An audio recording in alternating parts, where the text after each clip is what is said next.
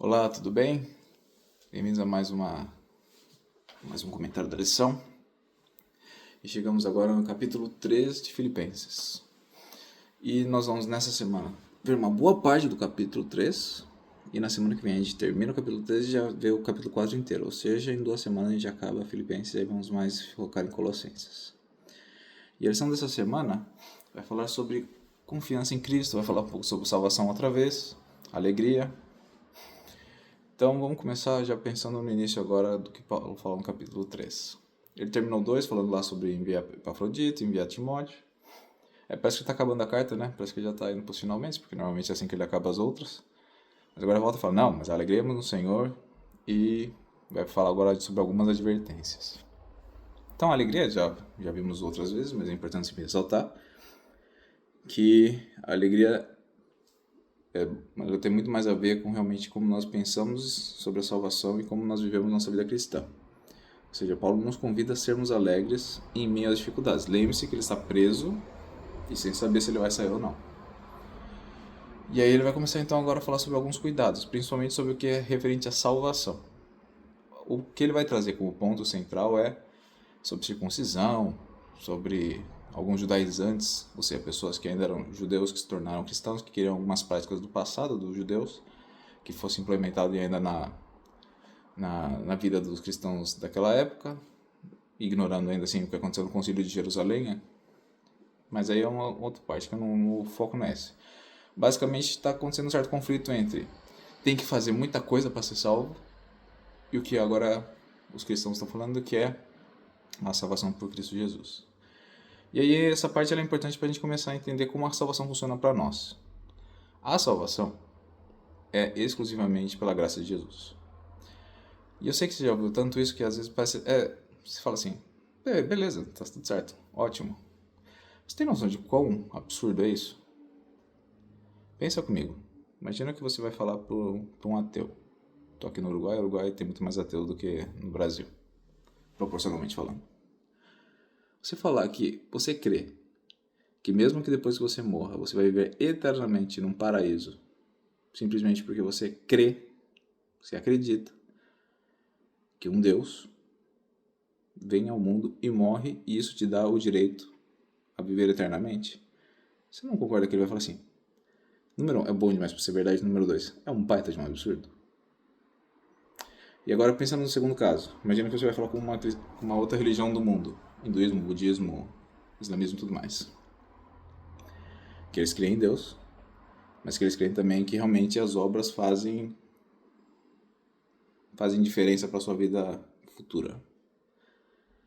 Eles olham para você e falam, cara, você não tem que fazer nada. Não parece meio suspeito, assim?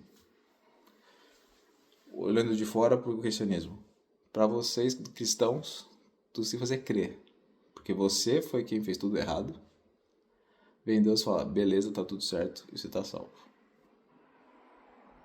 Eu sei que eu simplifiquei e coloquei de uma forma caricata, mas você entende que não é tão simples assim que eles estavam no cristianismo? A gente talvez ache mais fácil porque a gente já estava convivendo com essa ideia faz muito tempo. Mas ela é bastante absurda. E é esse o ponto que você tem que pensar um pouco. A salvação é exatamente o que a gente acredita que é salvação por Cristo Jesus. E a gente tem que sempre combater esse sentimento de falar, cara, será que eu não tenho que fazer nada não? Será que eu não tenho que fazer nada não? Será que eu não tenho que fazer nada não? E a resposta é, não, você não tem. E isso muda bastante como é que você age na sua vida. Porque a gente gosta de colocar muita hierarquia agora pensando na igreja. Porque nós somos todos iguais. Mas será que alguns não podem ser um pouco mais iguais que os outros, ou alguns serem um pouco mais acima dos outros, mas assim, levemente. Na média ainda somos todos iguais. E aí porque eu faço isso, eu sou um cristão um pouquinho melhor. Só que do ponto de vista de salvação, tudo que você faz não vale nada.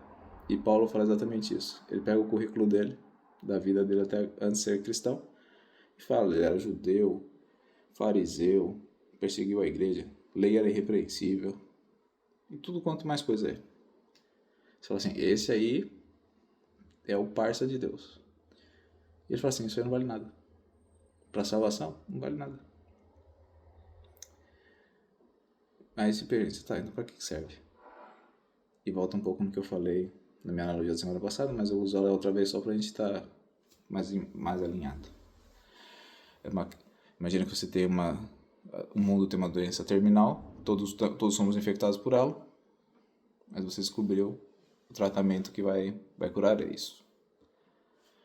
Você precisa todos os dias ir no tratamento, mas o que é chamado você a fazer é que, dado que agora você sabe qual que é o tratamento, por que você também não avisa os outros sobre a existência desse tratamento, que ele também é de graça?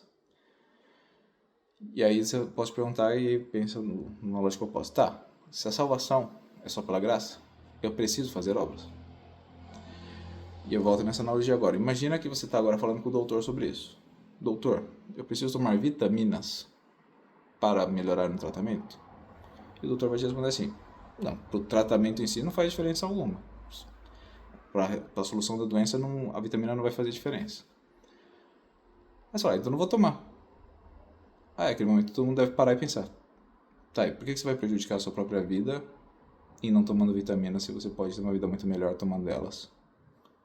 E é um pouco disso que acontece na vida cristã. Não, você não vai ser salvo por fazer novas obras, mas o que Deus também te chama é te convidando a ter uma vida muito mais plena. Se você abrir mão disso, por que exatamente você ouve o que Deus está falando? Aí começa a ver, você vai, na sua vida, ainda na analogia, você vai ter uma vida muito pior, por motivos porque você quer. E talvez em algum momento você fala, cara, será que esse tratamento está dando certo? Porque eu só estou sofrendo. Quando na verdade tudo que você precisava falar é assim, é só você tomar vitamina que a sua vida continuaria plena. E ainda assim você teria mais força para vir mais vezes no tratamento. Então é um pouco disso. A salvação vai vir pela graça, mas você faz as obras para você ter uma vida plena e para levar outros à salvação.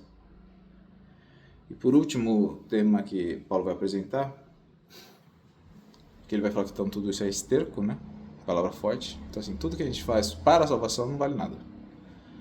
Mas agora vai falar, esquecendo as coisas que ficaram para trás, prossigo para o alvo. E aqui começa o ponto principal, que essa é a parte boa da graça. Por nós de fato sermos iguais perante a graça, se você é um cristão já há muito tempo, ou se sua vida foi realmente muito duvidosa no passado, Deus te chama para a salvação. E isso é o que muda tudo para nós. Porque agora olhando, e eu convido você depois, procura no canal da Igreja Adventista Central de Indaiatuba. Preguei um sermão sobre parábola dos trabalhadores da vinha na metade do ano passado, num sábado. Procura lá, você vai entender como Cristo vê a salvação. Mas em resumo, na parábola dos trabalhadores da vinha, todos recebem um denário. Todos trabalham em momentos diferentes do dia, e o salário de todos no final é um denário. Significando que Deus não se importa muito com o seu trabalho nesse sentido básico, de quanto você trabalha para você quanto você recebe. Se importa com a bondade dele em dar de graça. E aí é um pouco disso que a gente pensa. Se você veio de uma situação de vida bem para baixo, ou se você viveu na igreja todo o tempo, a salvação continua sendo oferecida a você da mesma forma, porque você precisa dela da mesma forma. E assim a gente termina hoje a lição. Um pouco mais curta, mas com esse pensamento de que enquanto você achar que você é bom o suficiente para você ganhar a graça, você não a terá. Grande abraço a todos e um feliz sábado.